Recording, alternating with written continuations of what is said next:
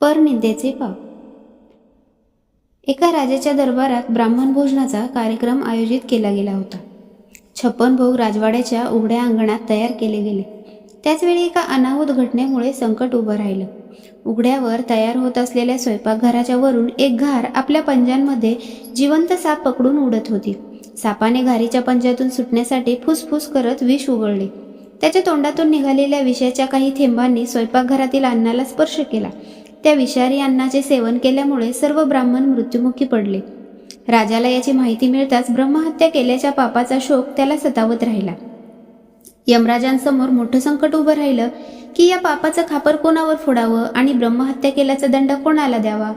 सर्वात आधी राजा या पापासाठी जबाबदार वाटला, कारण ब्राह्मणांना भोजनासाठी त्यानेच आमंत्रित केले होते।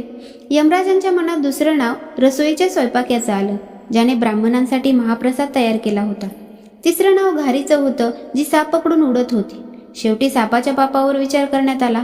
बराच काळ यमराज निर्णय घेऊ शकले नाहीत की ब्रह्महत्या केल्याचा दंड कोणाला द्यावा। या घटनेनंतर काही दिवसांनी काही ब्राह्मण राजाला भेटण्यासाठी राजवाड्याकडे चालले होते। वाटेत त्यांनी एका महिलेला राजवाड्याचा रस्ता विचारला। त्या महिलेने ब्राह्मणांना सांगितले, बघा, जरा सावधपणे जा, तो राजा ब्राह्मणांना विष देऊन मारतो। महिलेने हे शब्द उच्चारताच यमराजांनी निर्णय घेतला की मृत ब्राह्मणांच्या पापाचं फळ या महिलेच्या खात्यात जाईल आणि दंड तिला भोगावा लागेल। यमदूतांनी विचारलं, प्रभू, असं का? तेव्हा यमराज म्हणाले, जेव्हा एखादा व्यक्ती पाप करतो तेव्हा त्याला त्या पापाकर्मात आनंद मिळतो। ब्राह्मणांच्या मृत्यूमुळे राजा, स्वयंपाकी, घार किंवा साप यांना आनंद झाला नाही। हे सर्व या अपराधापासून अनभिज्ञ होते, परंतु या महिलेने मात्र मोठ्या आनंदाने आणि चवीने या पापाचे निवेदन केले। म्हणूनच ब्रह्महत्येचे पाप तिच्या खात्यात जाईल। मित्रांनो, आपण बऱ्याच वेळा असा विचार करतो की आपण कधी मोठं पाप केलेलं नाही, तरीही आपल्याला दंड का मिळतो? तर हा दंड परनिंदा करून आपण संचित केलेल्या पापासाठी मिळत असतो।